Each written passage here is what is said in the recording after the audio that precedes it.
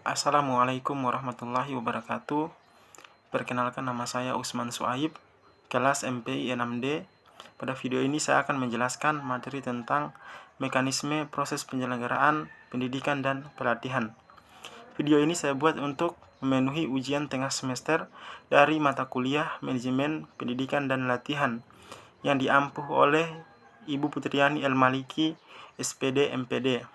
Untuk materi pertama adalah konsep kinerja pelayanan pendidikan dan pelatihan. Yang pertama, definisi pendidikan dan pelatihan. Pendidikan adalah usaha sistematik yang disengajakan yang dibuat oleh suatu masyarakat untuk menyampaikan pengetahuan, nilai, sikap, dan kemahiran kepada ahlinya. Usaha memperkembangkan potensi individu dan perubahan yang berlaku dalam diri manusia. Pelatihan didefinisikan sebagai teknik-teknik yang memusatkan pada belajar tentang 4 keterampilan-keterampilan, pengetahuan, dan sikap-sikap yang dibutuhkan untuk memulai suatu pekerjaan atau tugas-tugas untuk meningkatkan kemampuan dalam melakukan suatu pekerjaan dan tugas.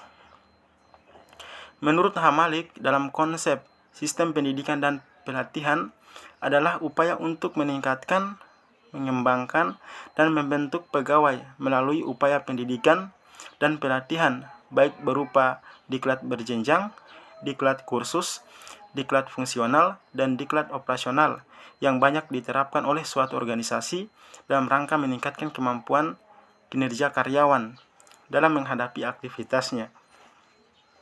Yang diupayakan dapat meningkatkan pelayanan masyarakat. Dari pendapat tersebut dapat disimpulkan bahwa pendidikan dan latihan merupakan suatu proses untuk meningkatkan, mengembangkan, dan membentuk pegawai, di mana pegawai mempelajari pengetahuan, keterampilan, kemampuan, atau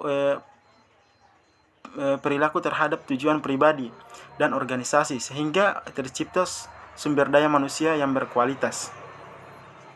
Kemudian yang kedua adalah upaya peningkatan kualitas pelayanan diklat. Adapun beberapa tahapan yang perlu dilakukan dalam meningkatkan kualitas pelayanan diklat, yaitu pertama, tahap persiapan diklat.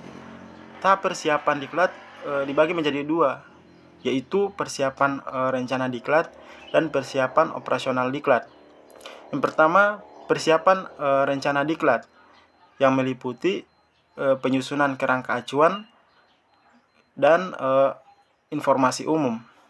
Kemudian yang kedua, penentuan kriteria calon tenaga pengajar yang relevan. Kemudian yang ketiga, mempersiapkan kelengkapan pendukung pembiayaan. Kemudian persiapan operasional diklat.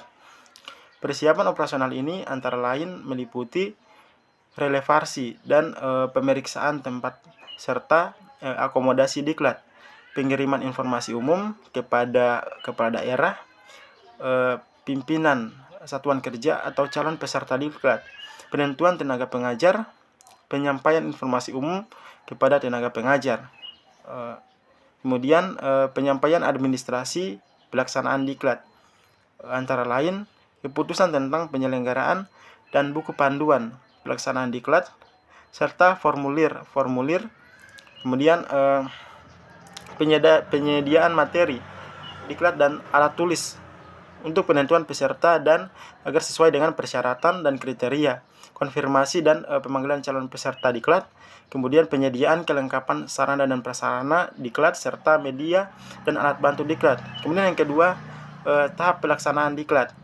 Kegiatan dalam tahap ini adalah pembukaan, penjelasan program pelaksanaan pembelajaran, kemudian bina suasana, kemudian pencairan suasana, membangun komitmen belajar, pembahasan dan pengembangan materi pelatihan, evaluasi tidak berlanjut. Kemudian pelaksanaan diklat dilakukan oleh tenaga kediklatan yang terdiri atas diklat pengelolaan diklat, petugas pelaksana diklat, pemberi materi diklat, dan tenaga evaluasi diklat.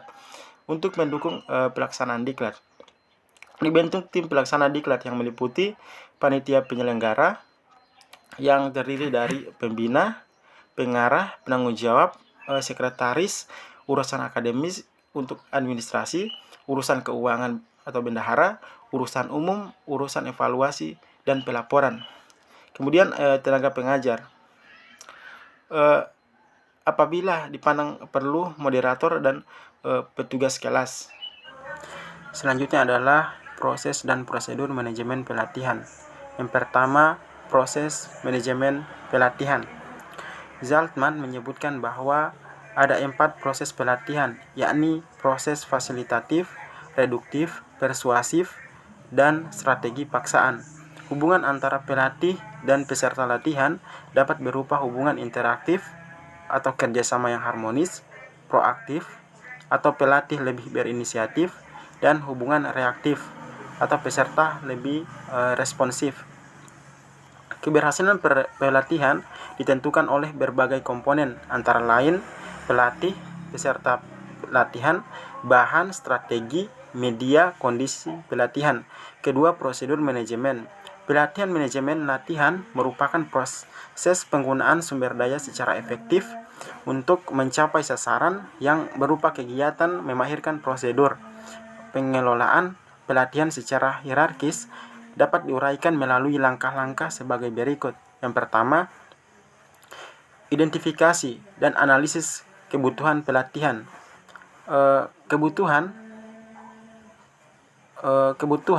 pelatihan yang bersifat individual, kemudian menguji dan analisis jabatan dan tugas, kemudian klasifikasi dan menentukan peserta pelatihan, kemudian rumusan tujuan pelatihan, kemudian pendesainan kurikulum dan silabus pelatihan.